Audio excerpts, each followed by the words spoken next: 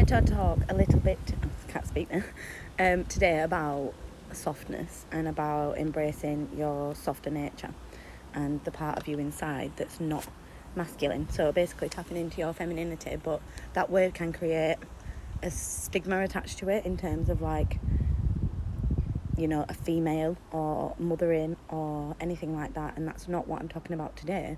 What I'm talking about today is the ability to be vulnerable, to express how you really feel, to use words that actually express how you feel rather than being defensive, rather than having to close down, rather than not feeling able to express ourselves, rather than getting aggressive and argumentative and defensive and fight or flight responses.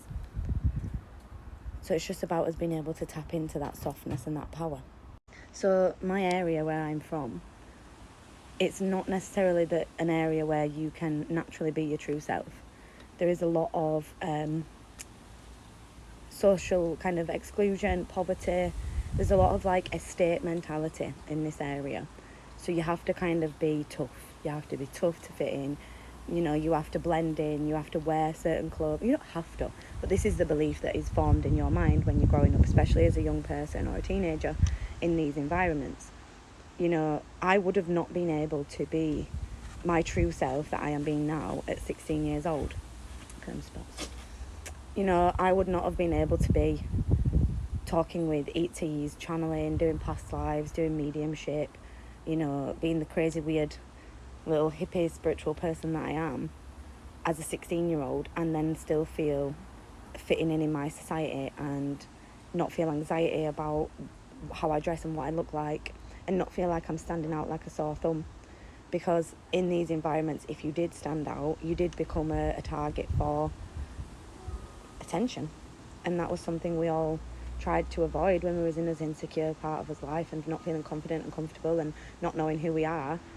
I know I personally tried to avoid as much attention as possible. I just tried my hardest to fit in, even though it never worked. I really tried to fit in the environment I was in.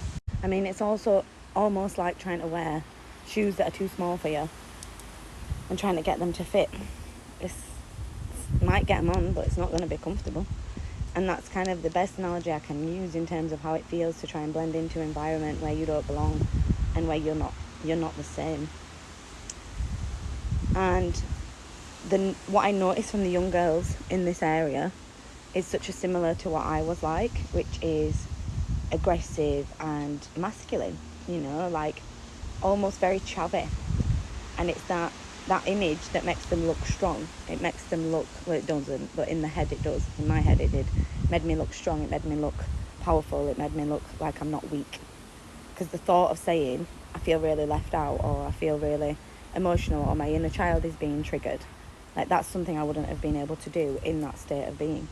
And it's taken me years to unravel them parts of self, and only now am I able to expressing myself to people close to me, my true vulnerabilities and emotions, without using my fight or flight defense mechanisms.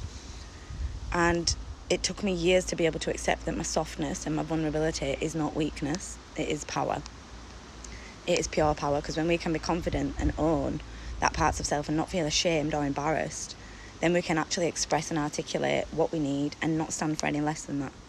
So instead of creating an argument or defensive to try and get what you need, or to try and, you know, fix the situation, you can just speak about it clearly, calmly, and just express your truth.